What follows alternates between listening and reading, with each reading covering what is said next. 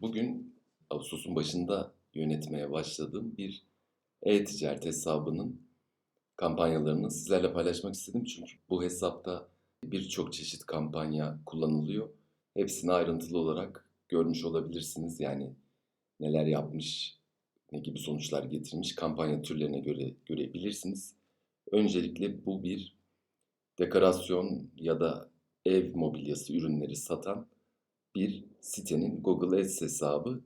Ben yönetmeye başladığımda burada görmüş olduğunuz alışveriş reklamları, arama ağı ve görüntülü reklam vardı.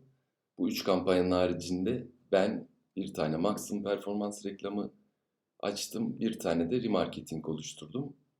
Bunları kullanmaya devam etmemin sebebi performansları çok kötü değildi. Kendim de görmek istedim. Tabii ki biraz iyileştirmeler yaptım. Onlardan kısaca bahsedeceğim. Öncelikli olarak maksimum performans reklamlarını bu hesapta kurdum. Gördüğünüz gibi sonuçları da oldukça başarılı.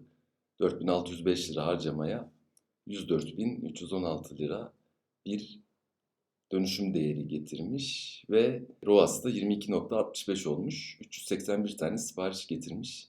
Şimdi dönüşüm oranlarına bakacak olursanız, yani de daha doğrusu ROAS değerlerine, maksimum performans kampanyasının diğer kampanya türlerinden oldukça yüksek değer elde ettiğini görebilirsiniz. Şimdi burada diyeceksiniz ki maksimum performans reklamlarında marka ile aramalardan çok dönüş geliyor. Hayır, burada bilinen bir marka değil. Öncelikle onu söyleyeyim. %10 gibi bir marka araması var. Yani 22 değil de ROAS'ı 20 olarak düşünebilirsiniz. Zaten maksimum performans kampanyasını hep söylüyorum. Özellikle e-ticarette diğer kampanya türlerine göre kat ve kat daha verimli.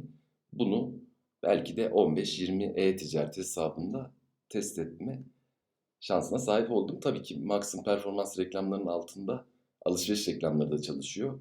Ve burada tabii şu değerlendirmeyi de yapabilirsiniz. Yani alışveriş reklamlarıyla maksimum performans reklamları arasındaki fark, alışveriş reklamı 9.37 gibi bir ROAS değeri getirirken maksimum performans kampanyası bunun iki katından yüksek bir ROAS değeri elde etmiş. Dolayısıyla hani alışveriş reklamı, maksimum performans reklamı gibi bir sorunun cevabı kesinlikle maksimum performans reklamıdır. Ki bu alışveriş reklamı akıllı bir alışveriş reklamı, yani türü akıllı. Zaten Google bunu çok kısa bir süre içerisinde maksimum performans kampanyasına çevireceğini, yani alışveriş reklamlarını, akıllı alışveriş reklamlarını kaldıracağını açıkladı.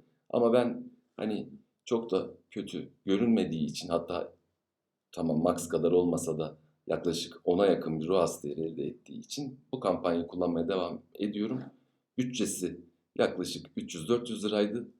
Bunu 50 liraya indirip, tabii yavaş yavaş 50 liraya indirip maksimum performans kampanyasının bütçesini de yavaş yavaş yükseltiyorum.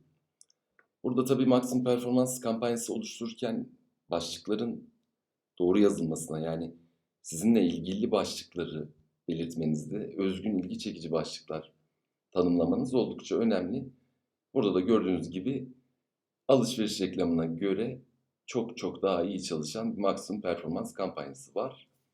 Arama ağı kampanyasında ise negatif kelimelerin takibini yaptık. Önceki dönemlerdeki birçok negatif kelimeyi tanımladık ve yine de güzel bir sonuç elde ettik diyebiliriz. Arama ağı reklamlarında 8.27'de bence güzel bir ROAS değeri olarak düşünülebilir.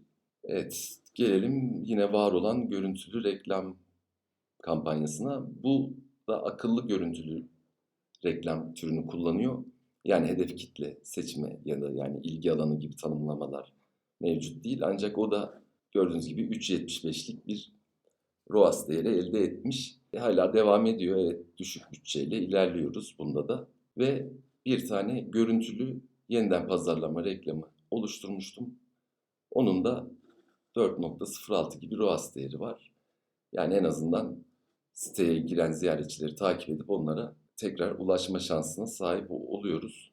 Zaten benim önerim bir tane kesinlikle maksimum performans kampanyası, bir tane arama, bir tane de yeniden pazarlama reklamı oluşturmanın doğru olduğunu düşünüyorum. Ancak dediğim gibi 15-20 e-ticaret hesabında maksimum performans kampanyasının çok çok daha iyi ilerlediğini söyleyebilirim. Peki bu hesap toplam ne yapmış Ağustos ayında? Gördüğünüz gibi 193 bin liralık bir dönüşüm değeri elde etmiş ve 16 bin lira gibi bir harcamamız var.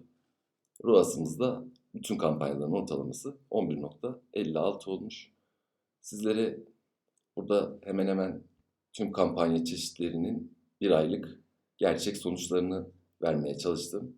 Umarım sizlere faydalı olmuştur ya da yeni e-ticarete başlayacaklara, Google Ads reklamı kullanacaklara iyi bir fikir vermiştir.